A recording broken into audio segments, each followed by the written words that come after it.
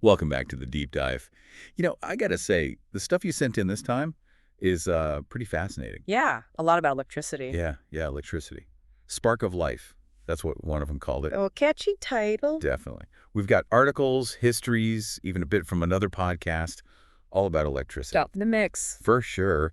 And today, our mission, should we choose to accept it, is to, well, really dig into this stuff. Right. Get to the core, the most interesting and important parts. Exactly. And Mm. maybe, just maybe, have a little fun along the way. But before we get all charged up, I gotta ask. Yeah. Like, you flip a switch, the lights come on, you plug in your phone, it charges. But have you ever actually thought about what electricity is? Where it comes from? It's one of those things, isn't it? We use it constantly, but don't often think about the how or the why. Totally. So let's start with the basics. The Yeah. what. According to this pile of info you sent, it all boils down to these tiny little things called electrons, Electrons, tiny particles, invisible to the naked eye. right? Invisible, Yeah. microscopic. And yet, they power, well, pretty much everything, don't they? So what are these little guys actually doing? Well, they're moving, constantly in motion. You can almost think of it like a river, a flow of electrons. The river of electrons, huh? Exactly. And every river needs a channel, right? For electrons, that's usually copper wire. So the wires are like the riverbeds guiding the flow. A perfect analogy. Okay, I'm with you so far.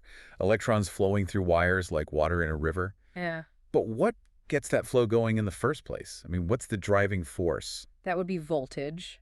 It's often described as electrical pressure. Pressure. So what's creating that pressure? It's basically a difference in electrical potential energy. Think of it as the push that makes electrons want to move from one place to another, from high potential to low potential. Okay, so voltage is the push. Got it. Mhm. But then there's this other thing, resistance. Ah, yes, resistance. That's anything that will resist the flow of electrons, makes it harder for them to move. So like rocks in a river. Pretty much. Something that slows the current down. Rubber, for instance, is a great resistor. That's why it's used as insulation. It blocks the flow. Makes sense. Keeps us from getting zapped. Yeah. And there's this formula, right? Ohm's law ties all this together. Oh, yes, Ohm's law. Voltage equals current multiplied by resistance. It's a fundamental principle in electrical circuits. And super important, I'm guessing. Incredibly, it lets us predict how electricity will behave. If we know two of those values, we can calculate the third. So, like, if you increase the voltage but keep the resistance the same, the current will also increase. Precisely. It's all about that relationship. And understanding it allows us to design everything from tiny circuits to massive power grids. Pretty amazing stuff, really. But, digging into all this research you sent, it's kind of wild to think how long humans have been, I don't know, fascinated by electricity.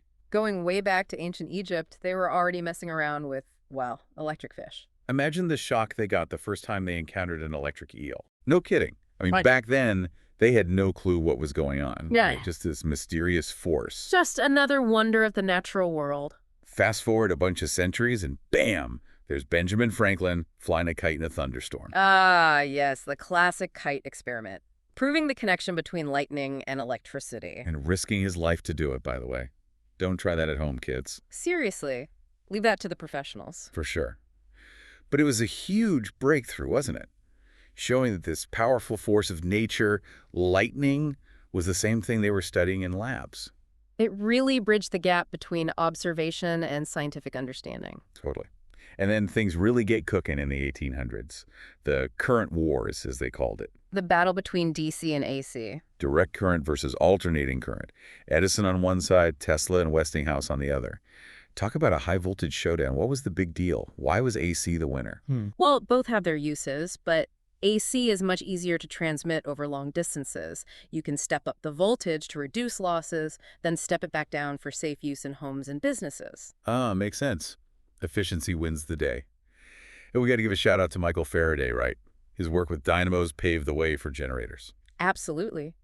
Faraday's discovery of electromagnetic induction was monumental. He realized that a moving magnetic field could induce an electric current in a nearby wire. So that's how we get all this electricity in the first place.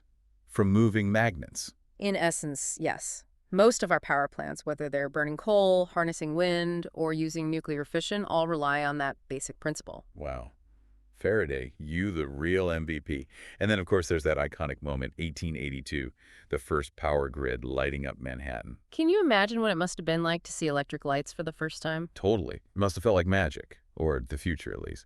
So that brings us to, well, how we make all this power today. And it's not just one method anymore, is it? Not at all. We've got a whole smorgasbord of energy sources now. Yeah, like the old standby, fossil fuels. Yeah. Still going strong, right? Sadly, yes. Burning coal and natural gas to make steam, which then spins turbines. A bit old-fashioned, but it still generates about 60% of the world's electricity. 60%.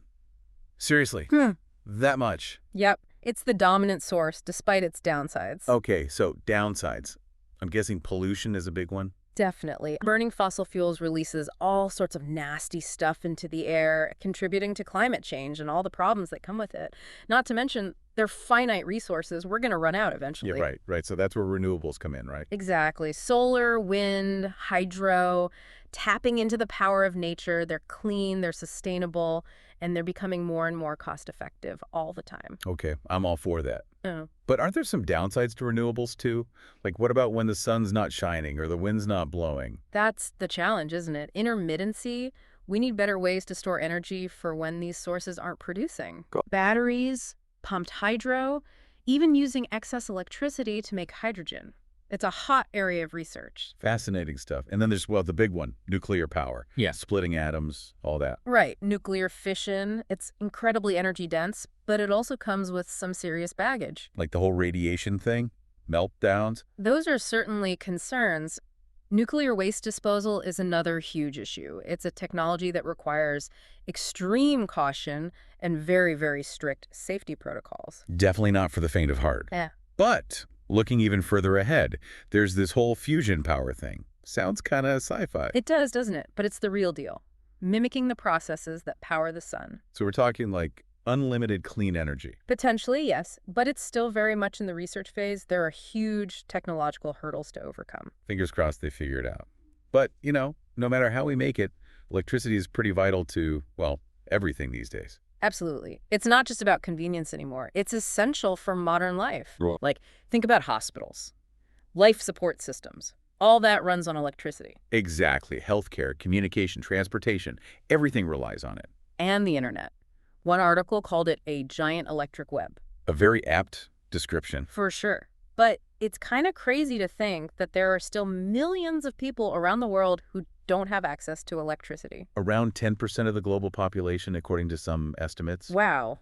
That puts things in perspective. And on top of that, the demand for electricity is only going up, right? Electric cars, AI, all that. Absolutely. Those are major drivers of future energy consumption. So how do we keep up? How do we balance progress with, not destroying the planet? That's the million-dollar question. It's going to require a multi-pronged approach, more renewables, smarter grids, energy efficiency. And innovation. One article talked about innovating responsibly. A very important concept. New technology is great, but we need to make sure it's sustainable and equitable. Totally. We can't just keep using more and more energy without thinking about the consequences. True. Speaking of which, I got to share this fun fact from the research. Electric eels can generate like 600 volts. Enough to charge your phone 10 times over. Crazy, right? And lightning. That's 1 billion volts. Nature's got some serious power. Truly awe-inspiring. But also a reminder that electricity can be dangerous if not handled properly. Right. Safety first, always. Keep appliances away from water, don't overload outlets, and stay far, far away from downed power lines. And if you see anything that looks even remotely unsafe, call a qualified electrician. Don't mess with electricity yourself. Solid advice. Well, I think we've covered a lot of ground today. From tiny electrons to massive power grids, it's clear that electricity has shaped our world in countless ways. And it will continue to do so. Absolutely. So, as we wrap up, I'll leave you with this. In a world increasingly dependent on electricity, how do we ensure that everyone has access to this essential resource? And how do we do it sustainably? It's a question worth pondering. It certainly is, and a challenge we all need to work towards solving. Until next time, keep those circuits humming.